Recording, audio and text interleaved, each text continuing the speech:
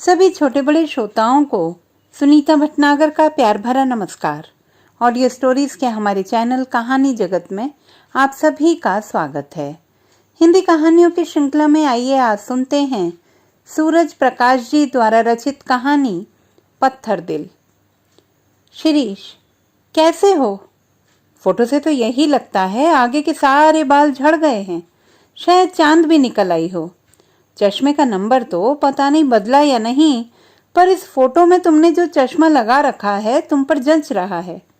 वह पहले वाला लापरवाही का सा अंदाज शायद अभी भी छोड़ा नहीं तुमने। बधाई लो। तुम हैरान हो रहे होंगे ना, कौन पाठिका है जो इतनी बेतकल्लुफी से लिख रही है? जानती है क्या मुझे? हाँ शिरीष, जानती हूँ तुम्हें, तभी तो लिख रही हूँ। तुम भी शायद मुझे भूले नहीं होंगे। आज ही एक पत्रिका में तुम्हारी ताज़ा कहानी देखी और साथ में सचित्र परिचय, तो लिखने का मन हो आया। नहीं, इतना लंबा पत्र तुम्हारी कहानी की तारीफ में नहीं लिख रही हूँ। मेरे जैसी नासमझ पाठिका तुम्हारी कहानी का कहाँ मूल्यांकन कर सकती है भला? हाँ, आज मैं तुम्हें खुद एक कहानी लिख रही हूँ, पर वचन दो इसे कहीं छपवाओगे नहीं। बस सिर्फ पढ़ना और इसे अपने तक ही सीमित रखना। तुम्हें मुझसे शिकायत रहती थी ना कि मैं बहुत कम बोलती हूँ, एक एक दो दो शब्द के वाक्य।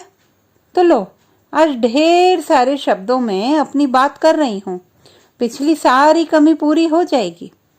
मैं श्रीपर्णा हूँ, याद आया? नहीं, Sriparna Mehra, roll number 53, BA second year. तुम्हारा रोल नंबर तो 52 था। मैं ये सब यूं लिख रही हूँ जैसे सचमुच रोल नंबर के जरिए ही हम एक दूसरे को पहचानते हों। दरअसल मेरा रोल नंबर आते ही तुम मेरा यस सर सुनने के लिए एकदम तैयार होकर बैठ जाते थे, इसीलिए याद रह गया। आज इतने बरसों बाद अचानक मेरा खत पाकर हैरानी हो रही है ना?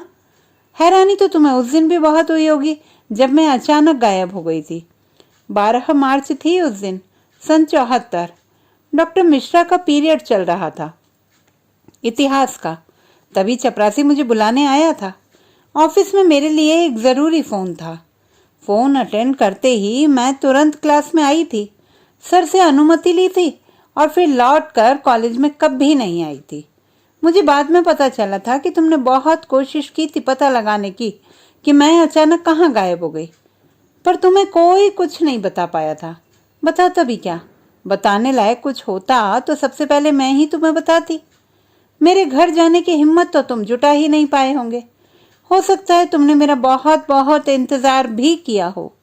तुम्हारे कुछ नोट्स भी मेरे पास थे, शायद उन्हीं के लिए याद किया हो और बाद में उम्मीद छोड़ दी हो।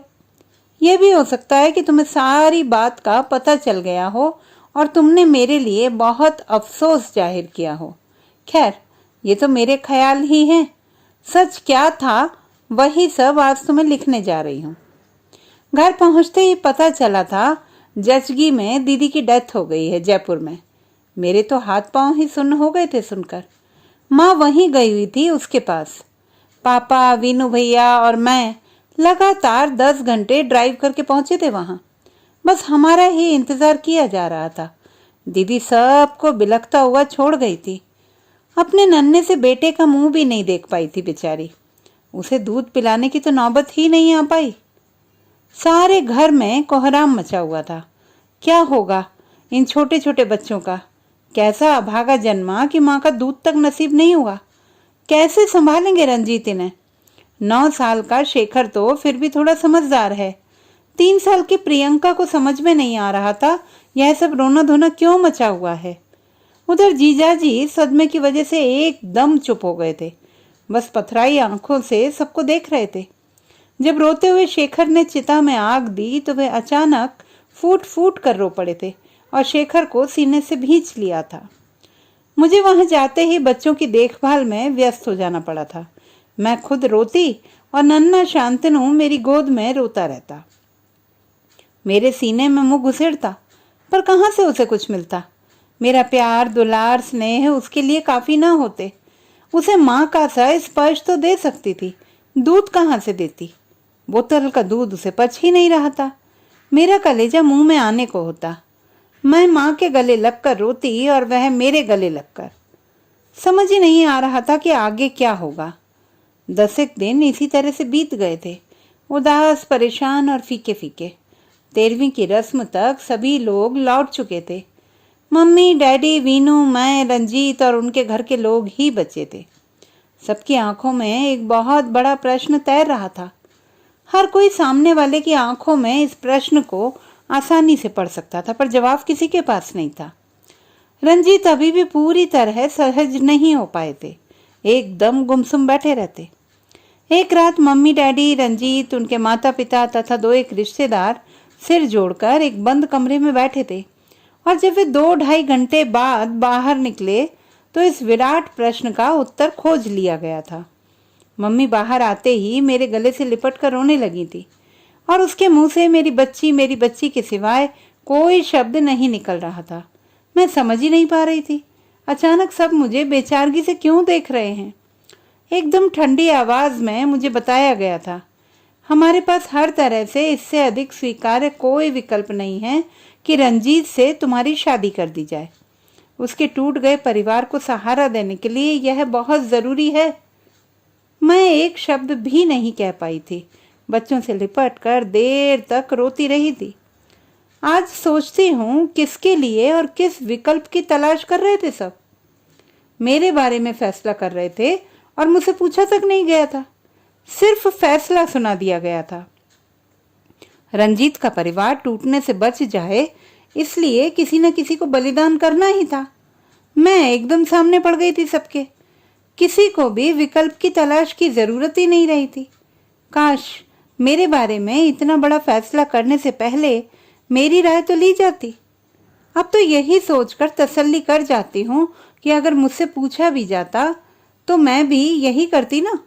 माया, ममता और सहानुभूति की भेंट वे न भी चढ़ाते, शायद मैं खुद चढ़ जाती बिना एक शब्द भी बोले। मेरी शादी विशुद्ध रूप से सहानुभूति, जज्बात, जल्दीबाजी और तथाकथित इंसानी मूल्यों के नाम पर एक भावुकता भरा कदम थी। दीदी और बच्चों के प्रति मेरे प्रेम को यह मान लिया गया था कि मैं बड़ा से बड़ा त्याग करने में भी हिचकूंगी नहीं। उनके सामने मैं थी ही, इतने दिनों से बच्चों के पीछे खुद को भी भूली हुई थी। बस इसे स्थायी व्यवस्था की भूमिका मान लिया गया। इस शादी को मजबूरी, जरूरत या सुविधा का नाम भी दिया जा सकता है। कई बार ख्याल आता है कि रंजीत नए सिरे से किसी नई लड़की से विवाह करते तो क्या आज उन्हें उन आवरणों की जरूरत पड़ती जिसमें वे खुद को वर्षों से कैद किए हुए हैं। न ही किसी से त्याग की उम्मीद की जाती और न ही बेहतर या कमतर विकल्प की बात उठती। लेकिन मैं भी ये सोचती हूँ कि अगर मेरी शादी यहाँ न हुई होती तो मैं उतनी सुखी या दुखी होती जितनी आज हूँ। क्या मेरी पसंद के आदमी से शादी होने पर मुझे उससे वे सब शिकायतें ना होती जो आज रंजीत से हैं? लेकिन यह सब तो होता तब की बात थी ना। और इस तरह से हमारी शादी हो गई, महज औपचारिक शादी, दीदी की मृत्यु के ठीक 17 दिन बाद। उस समय मैं 21 की भी नहीं हुई थी। रंजीत 36 पूरे कर चुके थे। दीदी से उनकी शादी के वक्त मैं सिर्फ 11 साल की थी। जिसे रंजीत जीजाजी टॉफी और आइसक्रीम से बहलाया करते थे, अब मैं उनकी पत्नी थी, उनके 3 बच्चों की माँ। हमारी शादी में शादी जैसा कुछ था भी नहीं, न हंसी मजाक, न सहेलियां, न डोली, न बारात, न ही विधिवत कन्यादान। बेहद बोझिल वातावरण में बस पंडित जी की उपस्थिति में 2-4 मंत्र पढ़े गए थे और मैं शादी का जोड़ा पहना कर ब्याह दी गई थी। तब मुझे समझ नहीं आ रहा था मेरी लगातार रुलाई किस लिए थी। समझ तो आज तक भी नहीं पाई हूं कि मैं तब रो क्यों रही थी। तुम्हें हंसी आएगी, हमारी पहली रात भी हमारे बीच नन्हा 17 दिन का दूध पीता शांतनु सो रहा था और मुझे 2-3 बार उसके पोतड़े बदलने के लिए उठना पड़ा था। अब उसकी माँ जो थी मैं, दीदी की स्मृतियां दिमाग पर बुरी तरह हावी थीं। उस सदमे से कोई भी उबर नहीं पाया था। गहरे पशोपेश में थी। बिल्कुल समझ नहीं आता था कि क्या हो गया जिंदगी का। बच्चों और रंजीत की तरफ देखती तो उनके लिए प्यार और तरस के भाव उपजते। खुद का सोचती तो रोना आता। क्या कुछ तो चाहा था, पढ़ना, करियर बनाना, खूब ऊपर उठना। जिस व्यक्ति को कल तक जीजाजी का आदर भरा संबोधन देती थी, कब सोचा था कि वे ही अचानक एक दिन बिना किसी भूमिका के मेरे पति हो जाएंगे। उनके जीवन में जहां जहां मेरी दीदी थी, वे सारी जगहें मुझे भरनी होंगी। शुरू शुरू में समझ ही नहीं पाती थी मुझे खुद अपनी जिंदगी जीनी है या दीदी बनकर, दीदी के बच्चों की मम्मी बनकर, दीदी के पति की पत्नी बनकर, या दीदी द्वारा खाली की गई जगह भरनी है। सब कुछ पूर्ववत चलता रहे इसकी कोशिश करनी है, या हर जगह से दीदी का नाम धो पहुंच कर खुद अपनी जगह बनानी है। तुम्हें मैं कैसे बताऊं शिरीष, कितना कितना रोती थी मैं उन दिनों।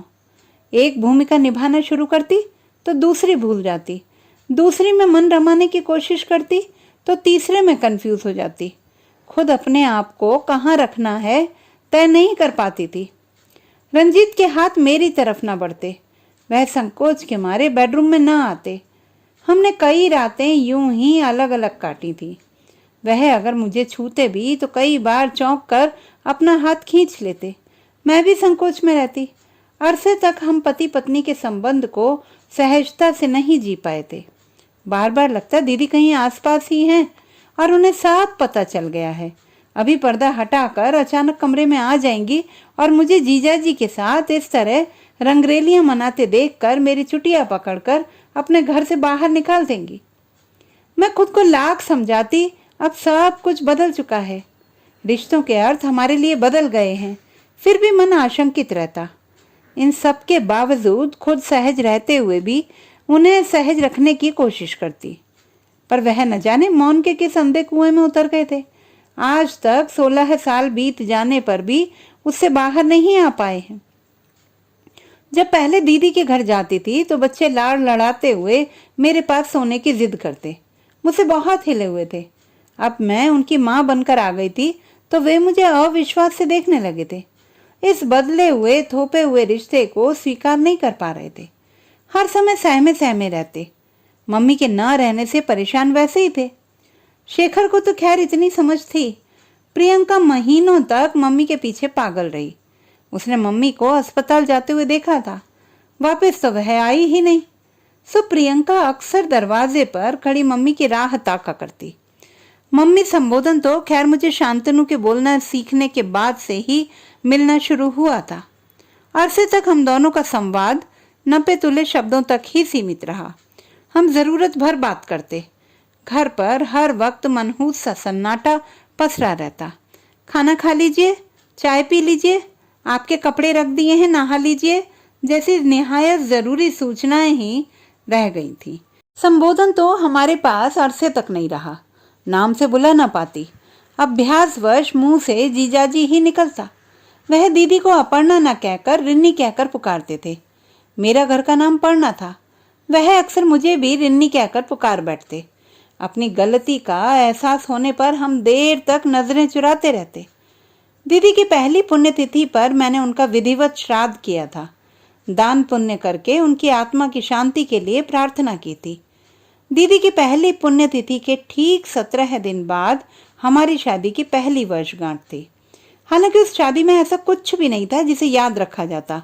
यहाँ तक कि उस मौके पर कोई तस्वीर भी नहीं खींची गई थी। लेकिन शादी तो फिर भी शादी थी। बेशक उनके लिए दूसरी हो, मेरे लिए तो पहली थी। वैसे भी दीदी को गुजरे साल से ऊपर गुजर चुका था और हम सब ने नई परिस्थितियों में नए रिश्तों को स्वीकार करके जीना शुरू कर दिया था। रंजीत को हमारी शादी की पहली वर्षगांठ याद नहीं रही थी। अरसे तक याद नहीं आई थी। जीवन उनका ढर्रे पर चलने लगा था। लगता था उन्होंने अपने जीवन से सभी अच्छी अच्छी तारीखें, चीजें मिटा दी थी और अब जो कुछ बचा था उनकी दृष्टि में उसमें सेलिब्रेट करने जैसा कुछ भी नहीं था। मैं चुप रह गई थी, याद नहीं दिलाया था उन्हें। यही सही। शादी के बाद जब पहला जन्मदिन आया था तो दीदी को गुजरे ज्यादा अरसा नहीं हुआ था। मैं उनकी स्थिति समझ सकती थी। लेकिन जब शादी के बाद मेरा दूसरा जन्मदिन भी उन्हें याद नहीं आया तो मैं बहुत बहुत रोई थी। भला ऐसी भी क्या रुग्ण आसक्ति कि जो अब तक नहीं है उसके लिए आप हर समय उदास गमगीन बने रहे हैं, और जो है, जिन्होंने आपके और आपके परिवार के लिए अपना सब कुछ न्यौछावर कर दिया, वह कहीं नहीं है। जब मैं उनकी साली थी तो हर साल कोई ना कोई तोहफा जरूर भेजते थे। कैमरा तक दिया था उन्होंने मुझे। और अब पत्नी बन जाने पर इतनी बड़ी सजा। ऐसा भी नहीं था कि हमने इस दौरान बच्चों के जन्मदिन न मनाए हों। बेशक छोटे पैमाने पर ही सही, बच्चों को उनकी इस छोटी सी खुशी से मैंने कभी वंचित नहीं किया था। खुद रंजीत के जन्मदिन पर मैंने उन्हें एक बढ़िया रेडीमेड शर्ट दी थी, केक बनाया था, उन्हें सरप्राइज दिया था कि आज उनका जन्मदिन है। अपने जन्मदिन के प्रति मैं शुरू से ही बहुत सेंसिटिव हूँ। इसे इस तरह गुजरते देखकर मैं बहुत रोई थी, झटपटाई थी। दूसरी बार यह हो रहा था। मम्मी पापा ने भी शायद मुझे विदा कर देने के बाद यह तारीख याद करने की जरूरत ही नहीं समझी थी। केवल वीनू भैया का खूबसूरत कार्ड आया था जिसे मैंने तुरंत छिपा दिया था, मानो उसकी खबर पाकर हंगामा मच जाएगा। ऐसा भी नहीं था कि अब तक रंजीत मुझे मानसिक और शारीरिक तौर पर स्वीकार न कर पाए हों। अपने अंतरंग क्षणों में उन्होंने कई बार कहा था, पर्णा तुम न आती तो मैं बिल्कुल टूट जाता। क्या होता इन बच्चों का और मेरा, और वह मुझे बेहद प्यार करने लगते। लेकिन सुबह होते ही बिल्कुल बदले हुए इंसान होते, एकदम रिजर्व और अपने आप में गुमसुम। मैं उन्हें अक्सर कहती, चलिए कहीं घूम आए, चेंज हो जाएगा, लेकिन वह टाल जाते। मन नहीं करता कहकर घर से भी ना निकलते। शहर से बाहर तो दूर, दोस्त परिचितों तक के घर जाने से भी वह कतराते। एक बार ऑफिस से आने के बाद अगली सुबह ही बाहर निकलते।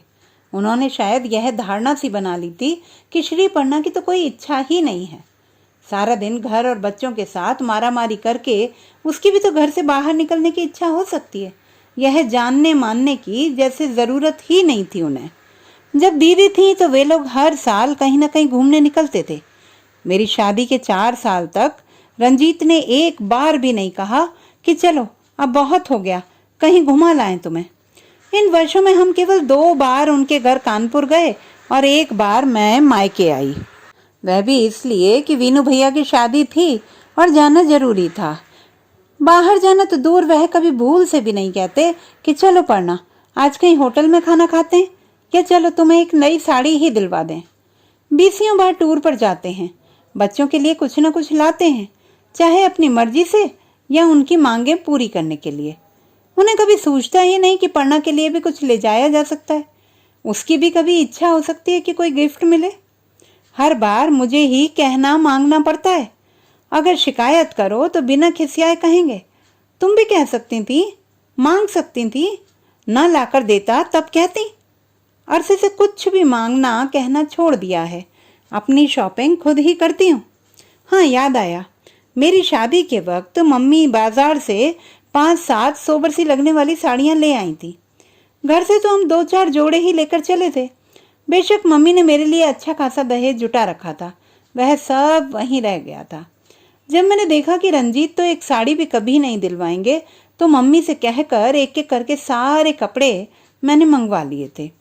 दीदी की अलमारियां एक से एक बेहतरीन साड़ियों ड्रेसों से अटी पड़ी थी, लेकिन उन्हें मैं कभी नहीं पहन पाई थी। एक बार एक साड़ी बहुत अच्छी लगने पर मैंने पहन ली थी तो सारे घर में रोना धोना मच गया था। रंजीत और बच्चों को दीदी की याद आ गई थी और सब रोने लगे थे। मेरे लिए उसके बाद अलमारी कभी नहीं खुली थी। सारे कपड़े मैंने इधर उधर दे डाले थे। कई बार अपनी उम्र के हिसाब से सुंदर और आकर्षक कपड़े पहनने का मन करता, मेकअप करने की इच्छा भी होती, लेकिन रंजीत की हद दर्जे की उदासीनता से कुछ न कर पाती। वह सारी शामें, सारी छुट्टियां घर पर लेटे रहकर गुजारते। मेरा दम घुटता, छटपटाहट महसूस होती, लेकिन रंजीत न जाने किस मिट्टी के बने हुए हैं। उन्हें कुछ महसूस ही नहीं होता। जिंदगी के प्रति कोई उत्साह नहीं, कुछ नया, कुछ उमंग भरा करने की कोई ललक नहीं, बस हर वक्त सुस्ता रहे हैं। मैं उनके इस रूखे व्यवहार की वजह समझ न पाती और रोती रहती। समझ नहीं आता कि क्या हो रहा है और वह ऐसा क्यों कर रहे हैं। उनसे पूछती, गिड़गिड़ाती, अपने मन की बात क्यों नहीं कहकर हल्के हो जाते, क्यों तिल तिल कर मर रहे हैं। आखिर मेरी गलती, मेरा कसूर तो पता चले कि यह सजा क्यों दी जा रही है मुझे। पर शायद रंजीत को मुझसे कोई शिकायत नहीं थी, खुद से ही थी। हर बार यही कहकर टाल जाते, सब ठीक तो है, तुम्हें बेकार वहम हो रहा है। इसी दौर में 3-4 घटनाएं एक साथ घटी। शादी के 4-5वें साल में हमारा बेटा हुआ परेश। मैंने बीए का फॉर्म भरा, शेखर हॉस्टल में चला गया और रंजीत को किडनी स्टोन की शिकायत हुई। इन सारी घटनाओं ने हमारे परिवार के सारे समीकरण बदल दिए। यह एक ऐसा दौर था जब मुझ पर अपनी सार्थकता, अपनी अहमियत को सिद्ध करने का जुनून सा सवार हो गया था। मैं खुद को बच्चों की पढ़ाई, घर बार की बेहतरी और अपना खुद का सर्कल बनाने में पूरी तरह व्यस्त रख कर तसल्ली ढूंढने लगी थी। पिछले 5 सालों से घुटन भरे माहौल से एकदम विद्रोह करने की सी मानसिकता थी मेरी। ऐसा नहीं था कि मैंने रंजीत की तरफ ध्यान देना कम कर दिया हो। वह खुद को किसी तरह इस सब से बाहर रखने की कोशिश करते थे। उन्हें सब लल्लो चप्पो लगता। किडनी स्टोन की बीमारी रंजीत को इस तरह एक वरदान की तरह मिली थी। वह बड़ी सफाई से हर तरफ की मुसीबतों, जिम्मेदारियों और औपचारिकताओं से मुक्त हो गए थे। कई बार मुझे लगता है कि अगर उन्हें पथरी की शिकायत ना होती तो कोई और बीमारी हो जाती, कोई ऐसी बीमारी जो ज़्यादा तकलीफ दिए बिना अरसे तक आपके साथ चल सके, और जब आप चाहें कह दें कि अब ठीक हूँ, और जब आप चाहें उसकी आड़ लेकर बिस्तर पर पड़ जाएं। यह बीमारी एक ऐसा अंधेरा कमरा थी जिसमें वह जब चाहे छुप जाते थे, आराम से खुद को हम सबसे काट सकते थे। जब देखते अब सब कुछ ठीक है तो हौले से बाहर आ जाते, लुका छिपी के खेल की तरह। तब से आज तक मुझसे उनका लुका छिपी का खेल जारी है। कई बार मुझे लगता है कि मैं इतने सालों से किसी सिविल अस्पताल में रह रही हूँ। चारों तरफ दवाओं की गंध है, जिस चीज को भी छुओ किसी न किसी टैबलेट की गंध उसमें बसी हुई है। हवा यहाँ की इतनी भारी है कि अब सांस लेने में भी तकलीफ होती है। हमारा बेडरूम तो कब से पेशेंट रूम में बदल चुका है। मुझे कुछ नहीं हुआ है, फिर भी हर वक्त खुद को बीमार महसूस करती हूँ। इस सिविल अस्पताल में मेरी भूमिका क्या है मुझे नहीं मालूम। बस यहाँ एक अदद मरीज है और इस घर का कारोबार घर उसी की सुविधा, जरूरत, इच्छा या जिद के हिसाब से चलता है। उसे जो खाना चाहिए सबके लिए वही बनेगा। उसे घर में ही पड़े रहना है तो कोई बाहर नहीं जाएगा, कोई किसी को तंग नहीं करेगा। यह मरीज किसी से कुछ नहीं कहता, किसी को मन मर्जी करने से रोकता भी नहीं। परंतु इतने बरसों से कुछ न कहने के अभ्यास से उसने घर भर को अपनी इतनी जबरदस्त गिरफ्त में ले रखा है कि कोई ऊंचे स्वर में बात तक नहीं कर पाता। असली दिक्कत यही है कि वह कुछ कहता ही नहीं। कहे और एक ही बार में सब कुछ खत्म हो गया तो वह क्या करेगा। कई बार लगता है कि हम सब मरीज हैं जिन्हें इस घर का दम घोटू सन्नाटा हर वक्त कुतर कुतर कर खा रहा है। हम असहाय से देख रहे हैं। यह मरीज सारा दिन अपनी दवाइयों की दुकान सजाए रहता है। कभी होम्योपैथी का इलाज करवा रहा होता है तो कभी एलोपैथी, यूनानी या आयुर्वेदिक का। पता भी नहीं चलने देता कि कब इलाज बदल दिया। उसे शहर भर के किडनी स्टोन के डॉक्टरों, मरीजों की पूरी जानकारी है और वह अपनी बीमारी पर घंटों बातें कर सकता है। सच तो यह है कि अब वह सिर्फ और सिर्फ अपनी बीमारी पर ही बात कर सकता है। हमारे घर मेहमान हमसे बोलने, बतियाने या खाने पीने नहीं आते। उसका राग पथरी सुनने आते हैं जिसे वह पिछले 10-11 साल से अनवरत गाए जा रहा है। उसे बच्चों के जन्मदिन की तारीखें, शादी की वर्षगांठ की तारीखें भले ही याद न रहती हों, पिछले 10 सालों से किस किस डॉक्टर ने किस किस तारीख को उसका इलाज किया है उसे उंगलियों पर याद है। मजे की बात तो यह है कि लोगों का किडनी स्टोन एकाध ऑपरेशन से या यूं ही पेशाब के साथ निकल जाता है, लेकिन रंजीत का स्टोन पता नहीं किस पेड़ पर लगता है। जब देखो अपनी मौजूदगी का एहसास कराता ही रहता है। जब देखो उसे शूल उठते ही रहते हैं। कोई बड़ी बात नहीं, स्टोन की उसकी बीमारी तो कब की ठीक हो चुकी हो, बस उसे ही नहीं पता। उसने बच्चों को कभी पास बिठाकर बेशक होमवर्क न करवाया हो, किडनी स्टोन पर छपने वाला हर आर्टिकल जरूर पढ़ा होगा। कई बार वह बिल्कुल ठीक होता है, 1-1, 2-2 साल, लेकिन कतई जाहिर नहीं करता। वह उसे कवच की तरह ओढ़े रहता है, सामने नहीं आता सहज होकर। कितनी बड़ी यंत्रणा है शिरीष। हम पति पत्नी और हमारे 4 बच्चे कभी भी एक साथ बैठकर ठहाके नहीं लगाते, कहीं घूमने फिरने नहीं जाते। काफी अरसा लग गया था मुझे बच्चों को यह विश्वास दिलाने में कि अब मैं ही उनकी माँ हूं। अब तो स्थिति यह हो गई है कि मैं सगी माँ तो कब की बन चुकी हूँ, लेकिन रंजीत ही सगे पिता नहीं रह गए हैं। पता नहीं इस घर में पेइंग गेस्ट रंजीत हैं या हम बाकी लोग। तुम हैरान परेशान तो हो रहे होंगे शिरीष कि मैंने तुम्हें यह सब क्यों लिखा। मुझे तुम्हारी सहानुभूति नहीं चाहिए। वह तो इस जिंदगी में इतनी मिल चुकी है कि अब और नहीं सही जाएगी। दरअसल किसी ऐसे आदमी से कुछ कहने के लिए मैं कब से तड़प रही थी जो मुझे सिर्फ सुने, कोई प्रश्न ना करे। मुझे कोई भी तो ऐसा नहीं मिला जिससे मैं अपनी बात कह पाती, अपने मन का कुछ बोझ हल्का कर पाती और पूछ पाती कि यह सब मुझे ही क्यों मिला। क्या मुझे अपने तरीके से अपनी जिंदगी का यह स्वरूप सौंप दिया गया था? क्या उसे सजाने संवारने में रंजीत की कोई भूमिका नहीं थी? हमारी शादी की यह शर्त तो कतई नहीं थी कि वह सब कुछ मुझे सौंप कर एक आया, नर्स, नौकरानी या हाउस सर्वेंट बनाकर अपने ही बच्चों से दूर जाकर खड़े हो जाएंगे। मैं पूछना चाहती थी शिरीष कि मैंने इस घर के लिए इतना सब कुछ किया, नहीं, उसे त्याग का नाम नहीं दूंगी। उसके बदले में मुझे अपने ही पति से इतना क्रूर ठंडापन क्यों मिल रहा है? आज उनका परिवार एक ठोस आधार पर खड़ा है। शेखर आर्मी में कैप्टन है, प्रियंका डॉक्टरी कर रही है, शांतनु और परेश अच्छे अंक ला रहे हैं और मैं MA BEd होने के बावजूद नौकरी नहीं कर रही, क्योंकि मैं अभी भी मानती हूँ रंजीत, बच्चों और इस घर को मेरा पूरा समय मिलना ही चाहिए। मैं आज की नहीं सोचती, आने वाले समय की सोचकर मेरे माथे की नसें तड़कने लगती हैं। 5-6 साल बाद रंजीत रिटायर हो जाएंगे, तब तक बाकी बच्चे भी अपने करियर में लग चुके होंगे।